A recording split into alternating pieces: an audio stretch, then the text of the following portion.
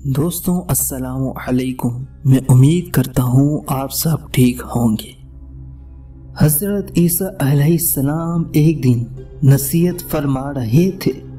हर लफ्ज़ तहसीन में डूबा हुआ था और सब लोग इससे मुतासिर हो रहे थे।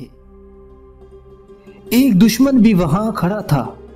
वो बोल उठा, लोगों इसकी बात ना सुनो, इसने धोखे का जाल बिछा रखा है।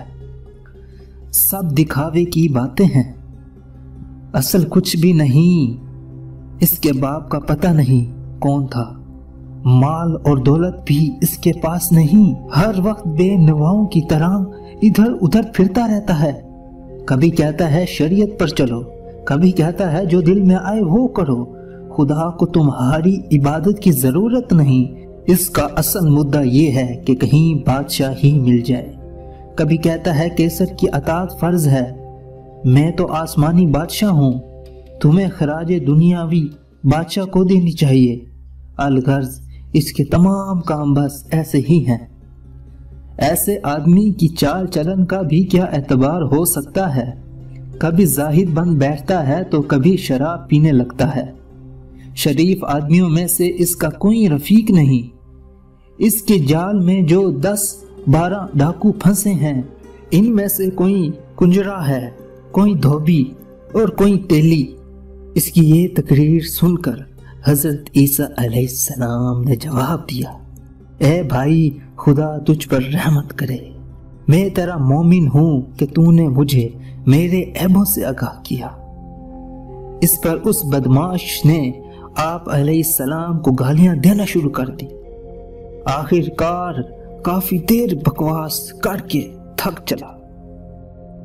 एक हवारी ने हजरत ईसा अलैहिस्सलाम से गर्ज किया, हजरत ईसा अलैहिस्सलाम इस नबाकारी की तरफ से ये सख्ती और जफा, आप अलैहिस्सलाम की जानिब से ये नरमी और दुआ, आपको तो हर बात पर इसको जवाब देना चाहिए था। आपने फरमाया, भाई मैं लाचार हूँ, जो कुछ अंदर है वही बाहर आता है। मुझ में खुदा ने रहमत भरी है, मैं किसी पर सख्ती किस तरह कर सकता हूँ।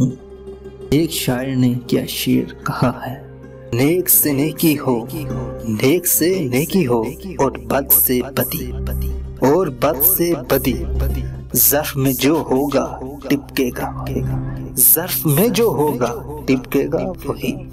दोस्तों मैं उम्मीद करता हूँ आज की वीडियो आपको जरूर पसंद आई होगी। इस तरह के इस्लामी वाक़यात सुनने के लिए हमारे चैनल को सब्सक्राइब करें, शेयर और कमेंट करके हमारी हौसला अफजाई करिए। Thanks for watching.